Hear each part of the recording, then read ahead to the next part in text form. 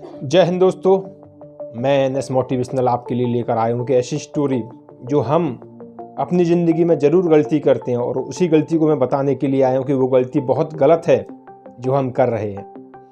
अक्सर हम लोग अपनी ज़िंदगी की तुलना दूसरी ज़िंदगी से करने लगते हैं। जो हमसे ज़्यादा अमीर होता है या ज़्यादा अच्छे पद पर होता है या ज़्यादा अच्छी सुविधाओं के साथ अपनी ज़िंदगी जी रहा होता है, वही गलती इस स्टोरी के माध्यम से आपको सुनाऊंगा। एक बार एक अमन होता है, अपने परिवार के साथ बहुत ही खुशहाल जिंदगी जी रहा है।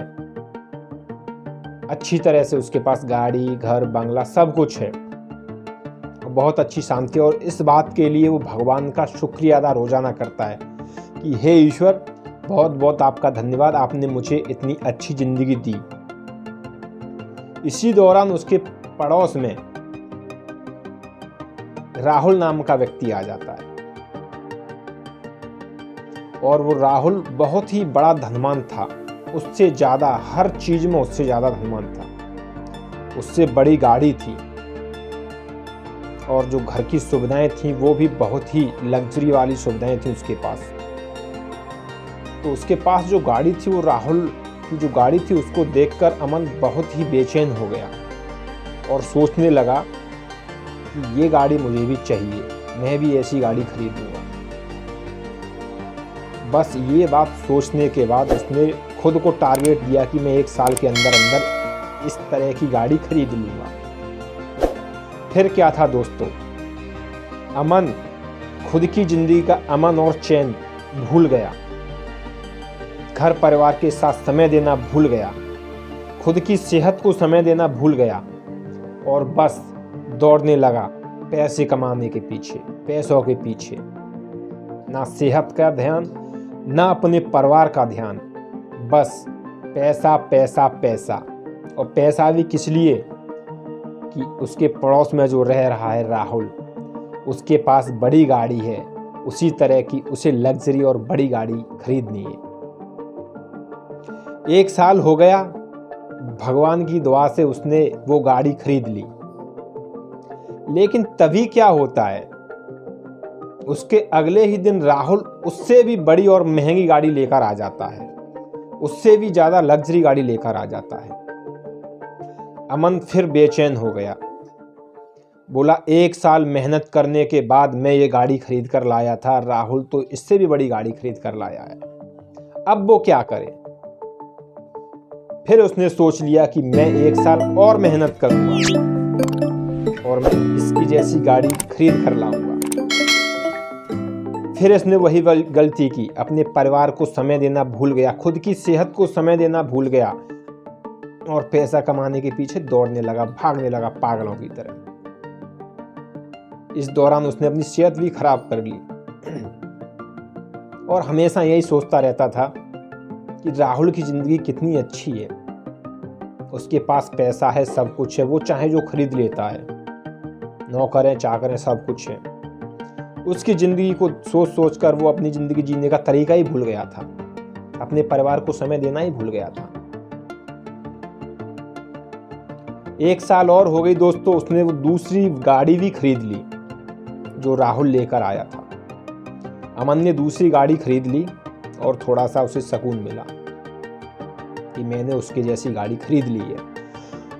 उससे अगले दिन क्या होता है दोस्तों, राहुल ने वो गाड़ी चेंज कर दी, उससे और महंगी गाड़ी लेकर आ गया, क्योंकि उसके पास तो पैसे की कमी नहीं थी। अमन अब फिर बेचैन हो गया, बोला ये मैं क्या कर रहा हूँ, 2 साल से मैं पागलों की तरह दौड़ रहा हूँ, भाग रहा हूँ, दौड़ रहा हूँ, भाग रहा हूँ। मैंने अपनी सेहत भी खराब कर ली है, परिवार से मनमुटाव भी हो गया है, स्ट्रेस में रह रहे हैं, बच्चों को समय नहीं दे पा रहा हूँ। राहुल तो फिर नई गाड़ी लेकर आ गया। उसे अपनी गलती का एहसास होने लगा कि ये तो मैं बहुत बड़ी गलती कर रहा हूँ। उसके पार तो अपार संपत्ति है, मैं तो उसे ठीक से जानता भी नहीं, वो अभी शिफ्ट हुआ है, मैं ऐसा क्यों कर रहा हूँ, मैं कब तक उसकी होड़ करूँगा। उसकी तुलना के पीछे उसको जो गलती हुई थी, उसने उसका एहसास किया और उसी दिन राहुल के पास गया अमन और राहुल से बोला कि मुझसे राहुल भाई बहुत बड़ी गलती हो गई थी। मैं आपकी गाड़ियों को देखकर, आपके रहन सहन के तरीके को देखकर मैं तो अपने परिवार को समय देना भूल गया था। मैं पैसों के लिए पागल हो गया था।